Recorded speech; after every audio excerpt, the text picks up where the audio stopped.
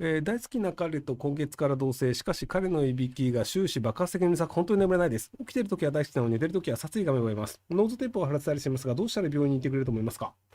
僕の知り合いの死んだ魚の目をしてる性格の悪い、おっさんがいるんですけど、で、その人がびっくりするぐらいいびきがうるさいんですよね。なので、昔、うちにちょこちょこ泊まることがあったんですけど、そうすると、他の人が、あまりにこう、いびきがうるさすぎて寝れないっていう。僕はあんまうるさいの気にならないんですけど、で、結局、彼は結婚したんですけど、対策としては、寝室を分けるっていう対策になったそうです。はい。要は、本人のいびきを止めるは、基本難しいんですよ。一応なんか、いびき外来とかあるんですけど、それで治らない場合も多いので、なので、もう、うるさいのを何とか対処するじゃなくて、うるさいやつから逃げるっていうのが正解みたいですね。はい。